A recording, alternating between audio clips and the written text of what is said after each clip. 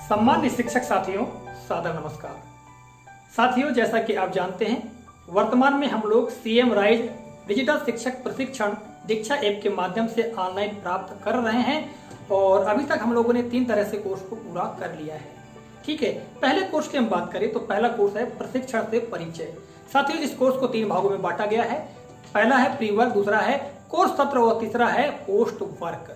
साथियों, आज के इस कालखंड में मैं आप लोगों को जो कोर्स एक प्रशिक्षण से परिचय के अंतर्गत जो पहला भाग है प्री वर्क से हमने क्या सीखा या कौन कौन सी जानकारी हमको प्राप्त हुई, इस वीडियो के माध्यम से मैं आप तक प्रस्तुत करना चाहता हूं।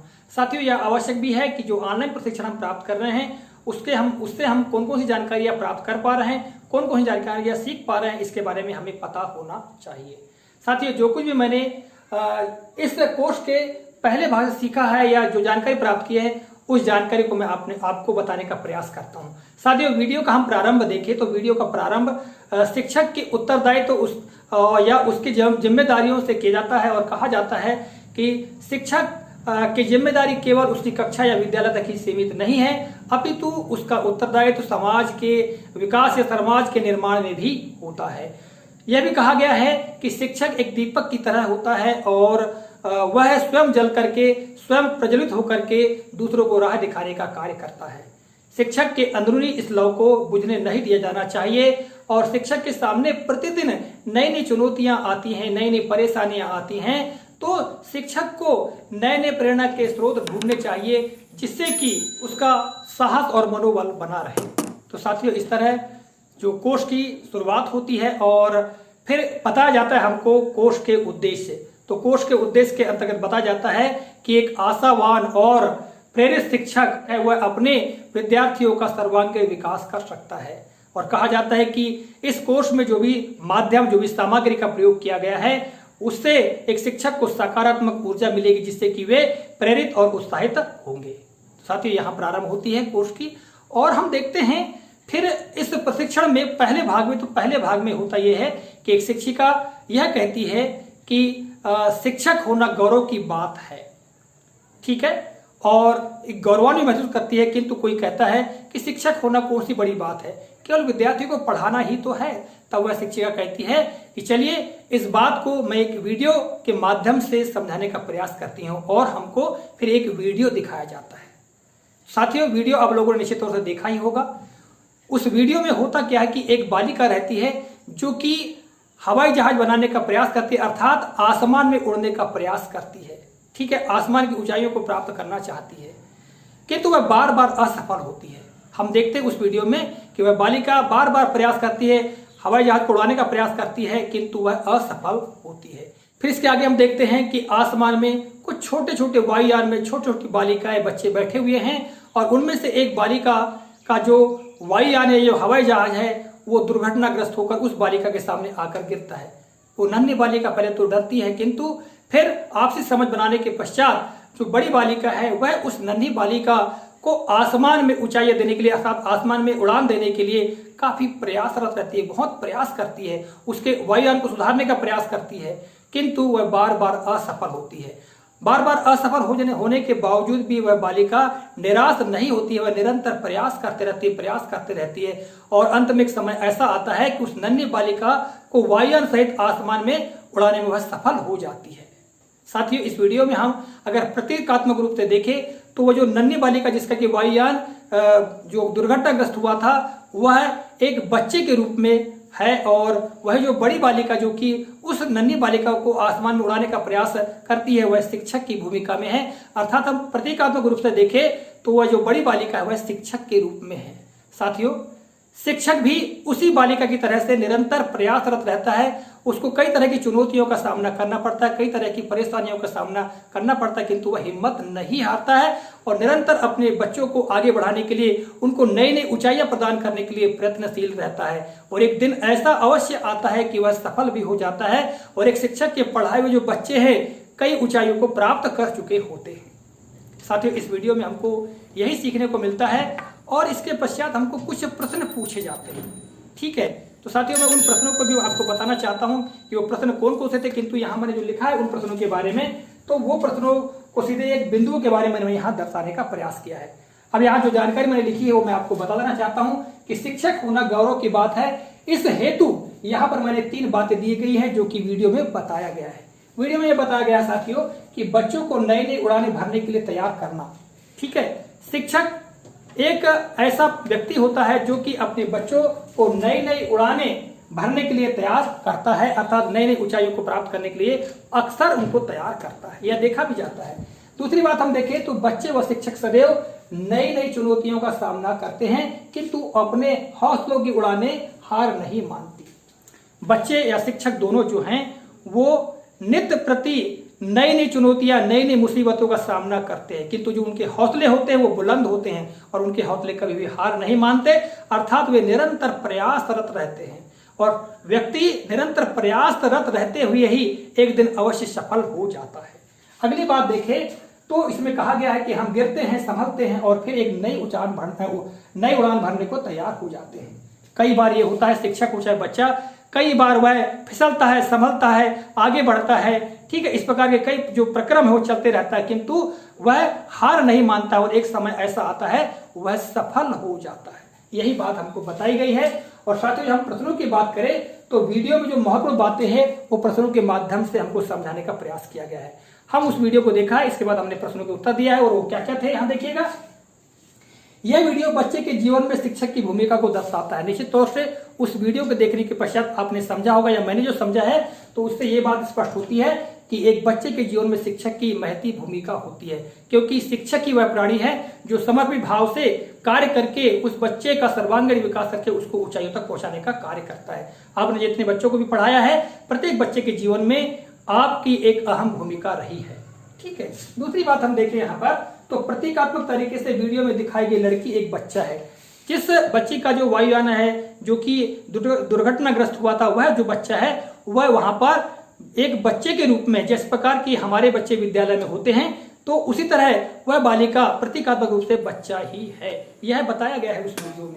आगे हम देखें तो एक शिक्षक के दृष्टिकोण से देखने से यह संदेश मिलता है कि साथियों यहाँ पर एक प्रश्न हमसे पूछा गया था जिसके 6 बिंदु थे। ठीक है, और 6 बिंदुओं में से 4 बिंदु सही थे, 2 बिंदु गलत थे, जिसमें डी और जो एफ बिंदु गलत था। हमने जो 4 बिंदु को चुना है तो 4 बिंदु को मैंने यहाँ लिख कर रखा है कि एक शिक्षक के दृष्टिकोण से देखने पर यह संदेश मिलता है। सबसे पहला कि शिक्षक स्वयं के द्वारा पढ़ाए गए प्रत्येक छात्र के जीवन में महत्वपूर्ण भूमिका निभाता है। निश्चित तौर से एक शिक्षक जो है वो किसी भी छात्र की हम बात कर ले जिसको उन्हें पढ़ाया है उसके जीवन में अपनी महत्वपूर्ण भूमिका अदा करता है। यदि शिक्षक समर्पित भाव से उसका अध्यापन करता है तो निश्चित तौर से वह ऊंचाइयों को प्राप्त कर सकता है, यह देखने में भी आता है। दूसरी बात यह है कि बच्चे का विकास इस बात पर निर्भर करता है कि शिक्षक कितने समर्पित है। जो बच्चा हमारा पढ़ाया हुआ है वह जितनी ऊंचाइयों को प्राप्त करता है, जितने ऊंचे पद पर पहुंचता है, जितने सामाजिक विकास को प्राप्त करता है, तो निश्चित तौर से यह बात स्पष्ट हो जाती है कि उसका शिक्षक उतना ही समर्पित रहा होगा। जो शिक्षक जितना ज्यादा समर्पित होगा अपने कार्य से, अपने कर्म से, उसका बच्चा उतने ही ऊंचाइयों को प्राप्त करता है। हमको यह जानकारी यह सीख मिलती है। आगे हम देखते हैं शिक्षण कार्य सिर्फ अकादमिक पहलू तक सीमित नहीं है बल्कि बच्चों के सर्वांगीण विकास के बारे में है। साथियों, शिक्षण कार्य केवल अकादमिक पहलुओं तक नहीं है का आशय यही है कि जो पाठ्यक्रम है, जो पाठ्य पुस्तकें हैं, केवल उसमें दी गई जानकारी, उनमें दी गई अवधारणाओं, उसमें दी गई जानकारियों को ही पढ़ा देना या उन अवधारणाओं को स्पष्ट कर देना ही यही शिक्षण कार्य या यही केवल हमारा दायित्व नहीं होता है। अभी तो एक शिक्षक का दायित्व बालक का सर्वांगीण विकास अर्थात बालक के हम प्रत्येक पक्ष को देखें, चाहे उसके व्यवहारिक पक्ष को देखें, सामाजिक पक्ष को देखें या सृजनात्मकता के पक्ष को देखें, हम प्रत्येक पक्ष में एक शिक्षक उसका विकास कर सकता है। यदि एक विद्यार्थी के, एक बालक के समस्त पक्षों को एक शिक्षक मजबूत बनाता है तो निश्चित तौर से वह विद्यार्थी अपनी ऊंचाइयों को प्राप्त कर लेता है और एक दिन समाज में, देश में एक प्रतिष्ठा को प्राप्त कर सकता है। ठीक है, यही बात हमको इस बिंदु से प्राप्त होती है। और हम आगे देखें तो अगला है कि एक शिक्षक शिक्षिका गर्व महसूस करता है जब वह अपने छात्र को ऊंचाइयों को प्राप्त करते देखता है या देखती है। साथियों, निश्चित तौर से एक शिक्षक के लिए गौरव की बात तब होती है जब उसका विद्यार्थी किसी ऊंचाई को प्राप्त कर लेता है, समाज में एक प्रतिष्ठा प्राप्त कर लेता है या एक विशेष पद को प्राप्त कर लेता है, तब शिक्षक को गौरव की अनुभूति होती है। और ऐसा हम सभी शिक्षकों के साथ में होता है। आगे देखेंगे साथियों तो जो अगला प्रश्न है, अगले प्रश्न में यह पूछा गया था कि प्रतीकात्मक तरीके से वीडियो में दिखाई गई जो लड़की है, जो बड़ी लड़की है, वह शिक्षक है। साथियों, जो वीडियो में हमको दिखाया गया, जो बड़ी लड़की बार बार प्रयास करती है उस वायुयान को बनाने का, उसका निर्माण करने का, उसको ऊंचाइयां देने का प्रयास करती है, वह जो बालिका है वह शिक्षक की भूमिका में है। ठीक है। जिस प्रकार शिक्षक अपने विद्यालयों में बार बार नई नई चुनौतियों का सामना करते हुए आगे बढ़ता है, अपने विद्यार्थियों को आगे बढ़ाने का प्रयास करता है, उसी तरह से उस वीडियो में वह जो बालिका है प्रतीकात्मक रूप से एक शिक्षक ही है। ठीक है। और आगे हम देखेंगे तो वीडियो में सबसे प्रभावशाली बात क्या है। साथियों, वीडियो में सबसे प्रभावशाली जो बात है वो ये है कि वो जो बालिका है वह निरंतर प्रयासरत रहती है, वह हार नहीं मानती है, विभिन्न प्रकार की चुनौतियों से डरती नहीं है। उसी तरह से एक शिक्षक भी नई नई चुनौतियों का सामना करते हुए आगे बढ़ते रहता है, अपने विद्यार्थियों को नई ऊंचाइयां देने का प्रयास करते रहता है। साथियों, ये बातें हमको इस वीडियो से सीखने को मिलती हैं। ठीक है। और हम अगर निष्कर्षता देखिए तो निष्कर्ष रूप में हम पाते हैं कि एक शिक्षक के जीवन में प्रतिदिन नई नई चुनौतियां आती है, जैसे कि समय प्रबंधन की हम बात कर ले, बहुस्तरीय कक्षाओं की बात कर ले, बच्चों की अनुपस्थिति या संसाधनों की कमी या बच्चों की विशेष आवश्यकताएं या प्रशासनिक कार्य, ऐसी बहुत सारी चुनौतियां हैं शिक्षक के जीवन में प्रतिदिन आती हैं। और इन चुनौतियों का सामना करते हुए शिक्षक आगे बढ़ता है, अपने बच्चों को आगे बढ़ाने का प्रयास करता है। साथियों, समय प्रबंधन में हम देखें तो शिक्षक का समय विभाग चक्र निर्माण करना, अर्थात प्रत्येक विषय को समय देना, प्रत्येक गतिविधि को समय देना, विद्यार्थी के विभिन्न रचनात्मक पहलुओं को समय देना या खेल गतिविधियां और बहुत सारी जो बातें होती हैं, उन सारी बातों के लिए जो समय का प्रबंधन है एक चुनौती भरा कार्य होता है। इसी तरह से हम देखें बहुस्तरीय कक्षाएं। साथियों, विद्यालय में विभिन्न स्तरों के बच्चे होते हैं, अर्थात कुछ बच्चे प्रतिभाशाली होते हैं, कुछ मध्यम दर्जे के होते हैं, कुछ कमजोर मानसिक स्तर के बच्चे होते हैं। तो इन बहु स्तर के बच्चों को एक शिक्षक किस प्रकार अध्यापन करे, यह भी एक शिक्षक के लिए चुनौती भरा कार्य होता है। किंतु इस चुनौती का सामना करते हुए शिक्षक अपने विद्यार्थियों को पढ़ाता है और आगे बढ़ाने का प्रयास करता है।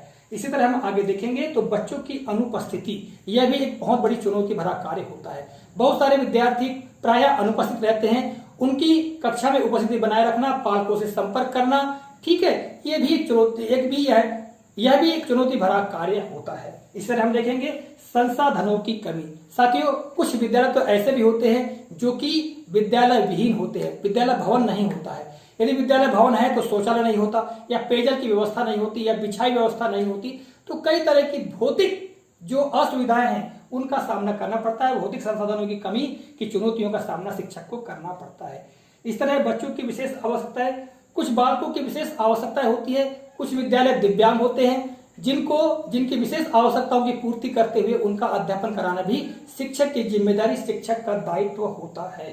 इसी तरह से हम आगे देखें तो प्रशासनिक कार्यों में हम देखते हैं तो विद्यालय से संबंधित बहुत सारे जो प्रशासनिक कार्य है वो शिक्षक को करना पड़ता है। बहुत सारी नई नई जानकारियां अपने वरिष्ठ कार्यालयों को प्रसिद्ध करनी होती हैं, जो कि एक शिक्षक को इन सब कार्यों का संपादन करना चुनौती भरा लगता है। फिर भी एक शिक्षक इन सारी चुनौतियों का सामना करते हुए अग्रसर होता है और अपने विद्यार्थियों को आगे बढ़ाने का प्रयास करता है।